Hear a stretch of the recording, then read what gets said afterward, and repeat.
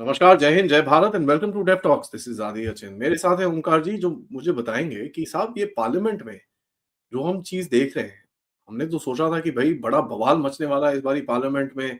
US के tariffs के ऊपर बड़ा कुछ चलेगा, ऑपोजिशन वॉकआउट होएगा, ये होएगा, वो होएगा। यहाँ पर तो मतलब ऐसा दिख रहा है कि भाई कोशिश की जा रही है, लेकिन अपने ही जालों में फंस जाते हैं। जैसे हमारे खड़गे जी ने एक जाल अपने लिए खोद दिया।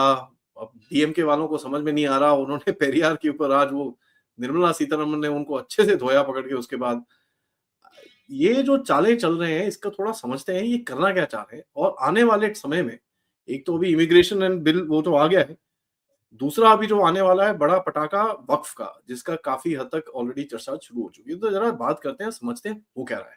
नमस्कार sir, welcome to the show. नमस्कार आदि जी, बहुत धन्यवाद याद करने के लिए। तो सर ये बताइए, ये जो ओपनिंग में इन्होंने यूएस के बारे में बोला कि भाई टैरिफ के ऊपर हम हंगामा करेंगे, वो कर नहीं पाए। अभी वो नेशनल एजुकेशन पॉलिसी की वो जो अब हिंदी के ऊपर पीछे पड़े हुए हैं, पिछले 3-4 दिन से लगे हुए हैं उसके ऊपर, उसमें भी कुछ इतना रेजोनेंस इनको मिल नहीं रहा। लेकिन ये हो क्या रहा है सर, ये करने की क्या कोशिश कर रहे हैं? मेरे को इनका कुछ प्लान समझ में नहीं आ रहा कि कुछ प्लान है भी कि नहीं है, कि जो भी हाथ में आता है भैया चेप दो, अभी शुरू हो जाओ टाइप्स। देखिए, आपने, हमने और दर्शकों ने 2014 के बाद से ही एक बात नोट की है कि जब भी पार्लियामेंट का सेशन आता है तो उस समय ये सब लोग इकट्ठा हो जाते हैं और इकट्ठा होकर के जिसको कहते हैं फ्लोर मैनेजमेंट, तो वो आपस में सलाह मशवरा करते हैं कि हमारे ये मुद्दे हैं, वो कहता है कि हमारे ये मुद्दे हैं, ममता बनर्जी बताती है कि हम ये उठाएंगे।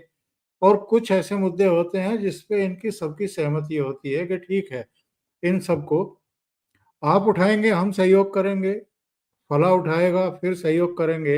इस तरीके से ये हर सेशन के करीब करीब शुरू के 10 से 15 दिन खा जाते थे, डिस्ट्रॉय कर देते थे।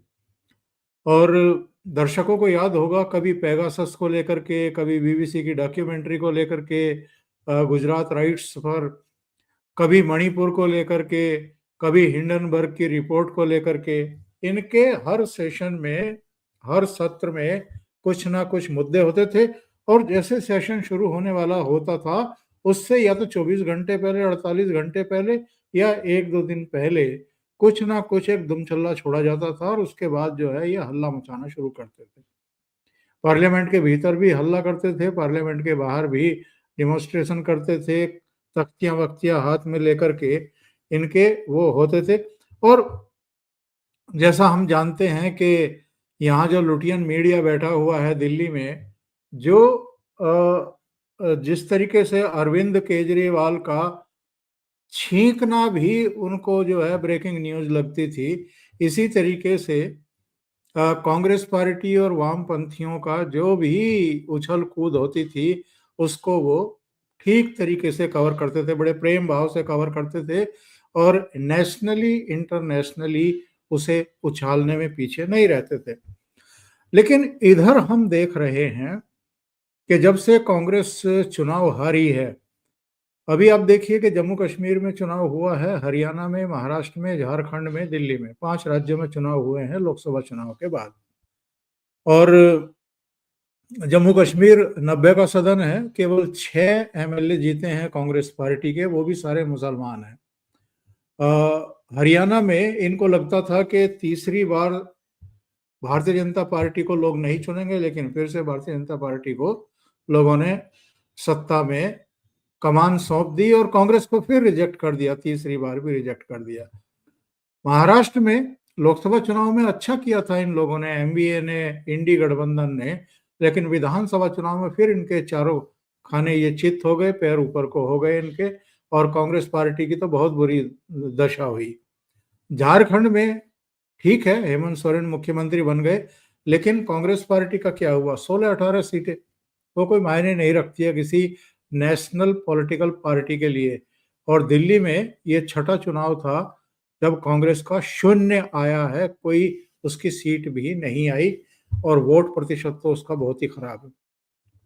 कहने का आशय ये है कि लोकसभा में कांग्रेस पार्टी की जब 99 सीटें आ गई थी, तो राहुल गांधी की बॉडी लैंग्वेज एकदम बदल गई थी।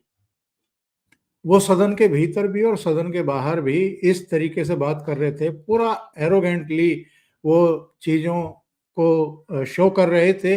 अमेरिका तक में जाकर के इन्होंने हमारी न्यायपालिका, हमारी पार्लियामेंट, हमारा मीडिया, यहाँ तक के सिखों की स्वतंत्रता को लेकर के भी बहुत ही वाहियात बयानबाजी की थी। और जॉर्ज सोरोस से लेकर के डीप स्टेट तक को ये मैसेज देने की कोशिश की थी कि अब तो कांग्रेस रिवाइव होने वाली है, तो हम अपना आशीर्वाद बनाए रखें हम पर। ये अलग बात है कि वहां पर ट्रंप आ गए और जो बाइडन के साथ साथ उन सब की जो है एक एक करके विदाई हो रही है, या वो अपने बिलों में बैठ गए हैं चुपचाप खामोशी से। कहने का आशय ये है कि जो इस समय ये जो एकता दिखाई नहीं दे रही है, एकजुटता दिखाई नहीं दे रही है, और फ्लोर मैनेजमेंट ये विपक्षी दल नहीं कर पाए हैं, इसकी बड़ी वजह ये है कि राहुल गांधी की लीडरशिप को लेकर के भी विपक्षी दल एक मत नहीं है। और 99 सीट जीतने के बाद जो एरोगेंस दिखाई दी थी राहुल गांधी की, उन्होंने अपने डंडे से बाकी विरोधी दलों के सांसदों को भी हाँकना शुरू कर दिया था, जो किसी को पसंद नहीं आया। तो इस बार मुद्दे तो हैं जिन पर ये रचनात्मक तरीके से अपनी बात रख सकते हैं, उठा सकते हैं, लेकिन एकजुटता गायब दिखाई दे रही है। आदि जी। सर एकजुटता तो अलग है, मेरे को तो यहाँ पर ये दिख रहा है कि ये जो जो चीजें भी उठा रहे हैं, इनके अंदर इतना दम नहीं है। अभी देखिए, जैसे मैं आपको एक चीज बताता हूँ, ये जरा थोड़ा सा मेरी गुत्थी इसको सॉल्व करिए। ये साल में आपके पास बिहार का इलेक्शन है। बिहार एक हिंदी स्टेट है। अभी कांग्रेस आके हिंदी के अगेंस्ट में जाएगी तो बिहार का इलेक्शन तो गया इनके हाथ से। नहीं, आप बिल्कुल सही कह रहे हैं। पर देखिए, वो डीएमके के लिए एक शिगुफा हो सकता है, और डीएमके जो है वो तमिलनाडु में उसको बजाता रहा है। वो उस पर एक भावनात्मक तरीके से वहाँ की जनता के एक पार्ट को, उनकी भावनाओं को उकसाता रहा है और उसको फिर वोटों में कन्वर्ट करता रहा है। लेकिन इस मुद्दे पर कांग्रेस कैसे उसके साथ जा सकती है, या दूसरे दल कैसे जा सकते हैं, इंडिया अलायंस के दूसरे दल कैसे जा सकते हैं? इनको उत्तर भारत में नुकसान हो जाएगा। तो आप बिल्कुल सही पॉइंट पकड़े हैं। और ऐसे ही कई मुद्दे दूसरे भी हैं जिनको एक्चुअल में समग्रता में जो दूसरे विपक्षी दल हैं वो मुद्दे ही नहीं मानते हैं। तो ऐसे में इनके लिए बड़ा मुश्किल हो रहा है। और चूंकि मुश्किल हो रहा है, इनकी लीडरशिप को कोई एक्सेप्ट नहीं कर रहा है, इनके मुद्दों को भी कोई साथ लेकर के संघर्ष करने को तैयार नहीं है, इसलिए वो किसी ना किसी रूप में अलग अलग पॉलिटिकल पार्टी के सांसदों का भी और इनकी लीडरशिप का भी फ्रस्ट्रेशन बाहर निकल रहा है। कल का दृश्य आपने देखा होगा, राज्यसभा में केवल इस मुद्दे को लेकर के साहब, जब एजुकेशन मिनिस्टर का नाम पुकारा जा रहा था आसन से, तो वो सदन में नहीं थे। इसको मुद्दा बनाने की कोशिश की, और जो नेता प्रतिपक्ष है मल्लिकार्जुन खड़गे, जो कांग्रेस के राष्ट्रीय अध्यक्ष भी हैं, उन्होंने कुछ इस तरह के शब्दों का प्रयोग कर दिया जो असंसदीय भी हैं, आपत्तिजनक भी हैं। उन्होंने डॉक्टर हरिवंश जो उपसभापति हैं, उनको यहाँ तक कह दिया कि ये तो आप तानाशाही चला रहे हैं कि हमें नहीं बोलने दे रहे हैं। चेयर को आप चैलेंज नहीं कर सकते। चेयर के बारे में आप इस तरह के डेरोगेटरी वर्ड्स का इस्तेमाल नहीं कर सकते। और दूसरा शब्द उन्होंने कहा कि हमारी तो पूरी तैयारी है इस विषय पर बोलने की, हम तो कैसे कैसे ठोकेंगे और कहाँ कहाँ ठोकेंगे, ये हम पूरी तैयारी करके बैठे हैं।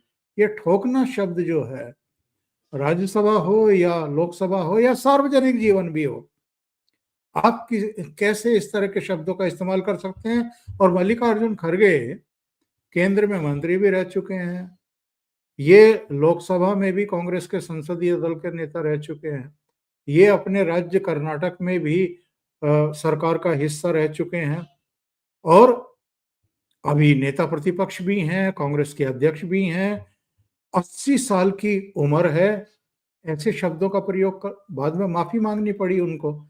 लेकिन इससे ये पता लगता है कि ये लोग किस कदर बौखलाए हुए हैं और उस बौखलाहट में कुछ का कुछ कह रहे हैं और बहुत आपत्तिजनक बातें भी सदन के भीतर कह रहे हैं।